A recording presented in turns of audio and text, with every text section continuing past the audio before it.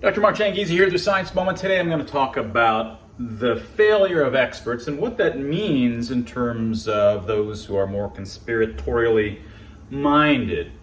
Before we get started, I just wanted to ask the folks, if you haven't gotten a copy of Dr. Tim Barber and my book, Expressly Human, Decoding the Language of Emotion, go ahead and do so. Support independent researchers who are freedom rose up and spoke out as we needed to, because we stand independent of academia, and the federal government have undergone atrocious censorship for almost 2 years now, and we need to get the word out because journalists won't cover us. And if you have read it, go give us a review at Amazon, Barnes & Noble, so forth. Give us a review, give us feedback. Nice, any kind of short review would be great. So I wanted to talk about, there's a nice contrast. I think, one thing that we've learned that I would claim that I knew as a scientist, because I deal with these people all the time, is that the supposed experts aren't.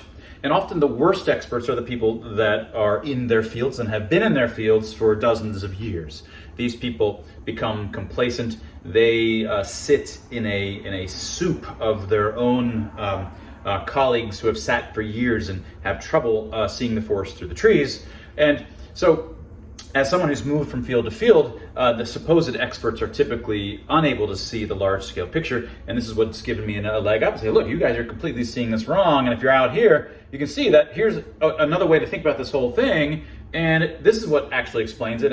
You guys are been completely going in the wrong direction for 20, 50, 100 years, right? That kind of thing. And I think you now have seen it firsthand, the supposed experts in epidemiology, virology, public health policy, all of these experts, mask experts, all of these experts had no idea what they were talking about. Not only did they have no idea what they were talking about, they were willing to change their viewpoint in just a moment's notice, as the groupthink around them suddenly started to go like this and then started to go like this. They were just plastically moving with the crowds, had no backbone to stand on. These experts aren't experts. And this is what's true everywhere. You find this almost all over the place. There are almost no experts. Those who are claiming to be experts aren't. So now that now that we all see this, and not only are they not experts, their hubris is the ratio of their hubris and their conceit and their pretension divided by their expertise, which is none, is this ratio is infinite. Which is exactly why we had this kind of thing happen, and why these sorts of things happen always in societies. So that's something that we learned, right? But here's the contrast that I wanted to get to. There's lots of folks on my side with a conspiratorial bent, and I mean this in the bad way, not in the open conspiracies of people, hey, let's go try to do this, and we're telling you we're trying to do this. That's not a conspiracy theory. Conspiracy theory is to say that this was all planned in advance, and there's been 27 steps, and in step 17 we're going to have this virus that's been created, and it's going to eventually do this to the genome, and then we can track people, and then we've got to start a collective hysteria at some point in 2020 or so, because that's what allows us to get control. All of these, that kind of thing, that kind of planned multi-year step with 20, 30 different steps, each of them, which requires either immense expertise, immense coordination, and in some cases just impossible. There's just certain kinds of steps there are just impossible, as I've talked about before, including starting. You can't reliably engineer a collective hysteria.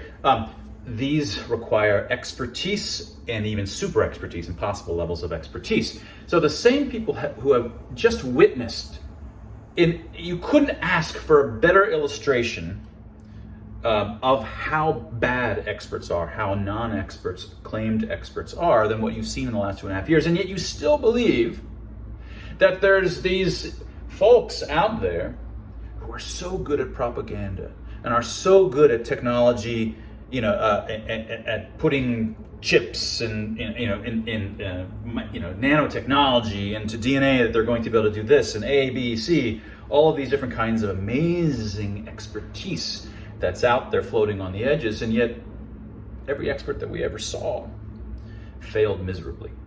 So why is it that the actual experts, when they were called up upon, in March plus, in 2020, all failed miserably. Yet there's still experts who are truly experts, and in fact, they're way beyond this. You have no idea how smart these people are. They've been working on this for years. These are truly brilliant people, Mark. No, they're not. They're buffoons. All of these people are buffoons, and with great hubris. Yeah, I'm a buffoon. We're all buffoons. We're all not smart enough to do these sorts of things, and you've seen this firsthand. The only thing that makes me different from the buffoons that I make fun of is that I don't have the conceit to try to control society to implement my ingenious scheme. That's the only difference, right? None of us, though, are any different than buffoons, and this is true all the way up.